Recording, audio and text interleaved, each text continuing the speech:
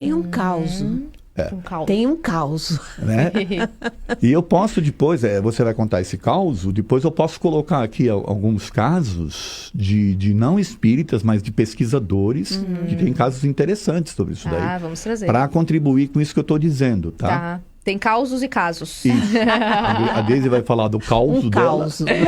Ai, Deise. O Chico, uma vez recebeu um casal que o filhinho, 1 ano e meio, não engatinhava, e foi detectado, né, com espectro autista. E esse casal veio com o filho e com um médico muito conceituado. E o Chico perguntou para ele assim, tem diagnóstico, tal? Ele falou, autismo mesmo, Chico, tá certo. Mas os anticonvulsivos que está sendo ministrado está muito forte. Por isso que a criança, ela fica, aquele estado de dormência, não engatinha mesmo, só tem vontade de dormir. Porque ela tinha muitas convulsões, por isso do anticonvulsivo, mas esse anticonvulsivo era muito forte. Aí o Chico comentou também com o médico que essa criança, por isso que eu lembrei do caos, essa criança, ela tinha sérios problemas para continuar a encarnação. Ela não queria, mas ela estava lá encarnada e essas convulsões que ela sentia, era o espírito tentando realmente sair. Eu quero ir embora, eu quero ir embora. Isso é um caso, como o Edson falou, de milhares de outros casos. Inclusive, eu sempre gosto de falar que aquela pessoa com uma deficiência intelectual, às vezes vem com missão. É um espírito tão mais superior àquela família, que ele vem realmente como missão, porque quando há problemas intelectuais, de qualquer forma, a família se reúne para ajudar, para tratar, Então, é bom a gente também falar nisso. É, né? ótimo. Sim. E nós vamos falar mais Tem sobre música isso aí? daqui a pouquinho. Nós vamos pro intervalo. Voltamos daqui a pouco. Fique por aí. Conceição Teles, bom dia, amados. Quero uma resposta de vocês. É sobre a pergunta 70 do Livro dos Espíritos, que diz o fluido vital se transmite ao outro. Minha pergunta, como sabemos que temos condições de doá-lo? Gratidão, Deise. Então, fluido vital é nosso. Nós aprendemos que nós temos condições de doá-los, mas tem toda uma técnica, tem que também ter essa habilidade, mas se nós formos realmente estudar sobre o fluido vital, ele é nosso, nós não transmitimos. Se forem estudar a fundo mesmo, essa transmissão só existe quando nós somos magnetistas. Estudando Mesmer, a gente pode ver isso, né? Entendi. Mesmer fazia vários... E Kardec também, ele estudou muito sobre Mesmer. Só você transmite para aquele que está doente. Então, não é um passe normal, como a gente faz nas casas espíritas, né? Entra, faz uma doação. Essa doação fluídica que nós recebemos no passe, que vamos nas casas espíritas, sem estar doente. É somente fluido espiritual.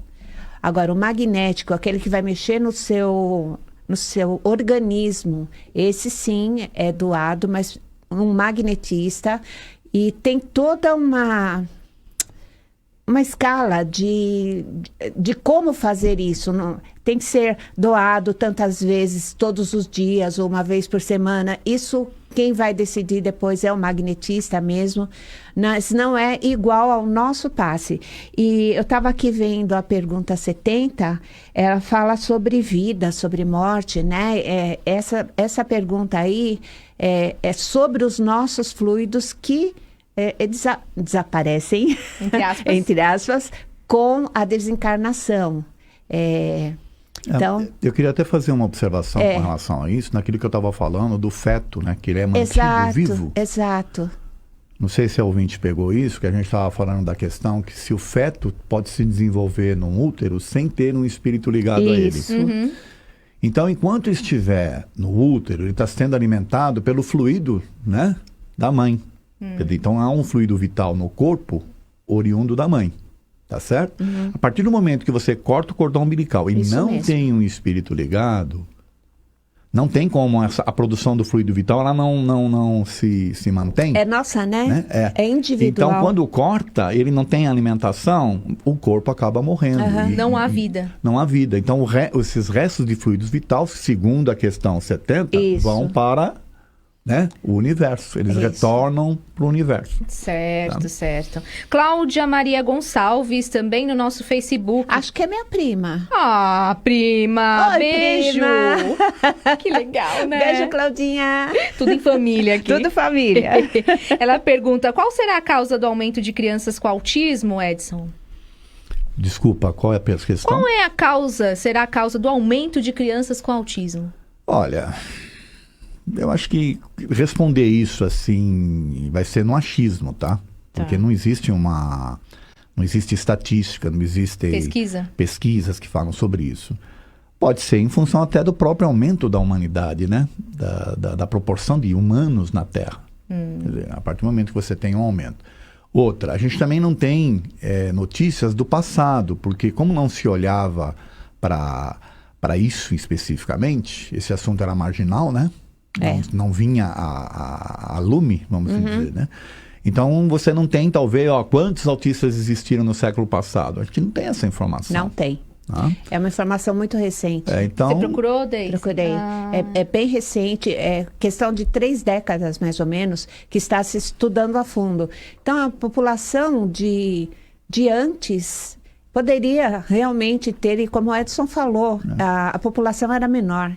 Então, E mais? agora nós estamos sabendo porque tem estudo sobre isso. E mais, qualquer pessoa que tinha distúrbio mental no passado, era tudo classificado como louco. Era diagnosticada dessa Era forma. tudo dessa forma. Esquizofrenia, Não, mas eu falo lá no passado mais antigo. exatamente. Sim. Porque esquizofrenia, esses são termos que são recentes. Recentes. Mas no passado mesmo era tudo louco, né? Era demente, ou coisa que o vale, dementado, ou coisa que o vale. Então, Exato. estava tudo dentro de um bolo só. Hoje você já consegue separar em função dos E hoje, estudos. Né? hoje eu acho tão bonitinho nós não falarmos mais, né? Antigamente falava problema mental, agora intelectual. Eu acho assim mais suave, porque tem tantas coisas aí que a sim. gente não entende, né? Exatamente. Então, são problemas intelectuais. Flávio Romero, no nosso Facebook, eu gosto de pensar que todo espírito que se propõe a habitar um corpo com alguma limitação física ou intelectual são espíritos muito corajosos. Eles trazem como propósito a própria depuração espiritual ou o auxílio ao progresso daqueles que o rodeiam na família ou na sociedade. Abraço fraterno. É isso que eu falei, né? Existem espíritos missionários que vêm realmente para agrupar, agregar a família. E existem aqueles espíritos que, olha, eu preciso ir porque eu preciso ir. Faz parte da lei do progresso. Nós vamos ser perfeitos um dia, mas para alcançar a perfeição relativa, nós temos que passar por vários tipos de encarnação. Sim. E nós a pedimos, né, Edson? Ai, que coisa. Tem certeza que a gente pede? Então, eu gostei demais da colocação do ouvinte, porque vem de encontro à própria forma como eu penso. Qualquer um que estude a doutrina vai entender que as escolhas das provas se faz pelo espírito, ele que decide. Sim. Não é a sociedade que vai determinar, entende? E também não é imposto, né? pela Não espiritualidade. é imposto. Entendeu? Não é a lei de Italião ou né, de quem com ferro ferre com isso aí é coisa Sim. de Moisés. Isso, né? A lei é de amor, a lei é de crescimento, de desenvolvimento. Então, quando você estuda lá as questões, a escolha das provas, da 258 até a 273 do Livro dos Espíritos, você estuda isso, você vai ter essa compreensão que o ouvinte teve. As escolhas são do espírito, e para o espírito encarnar numa situação dessa, onde ele vai ser descriminalizado num mundo maluco como o nosso, tem que ter muita coragem mesmo.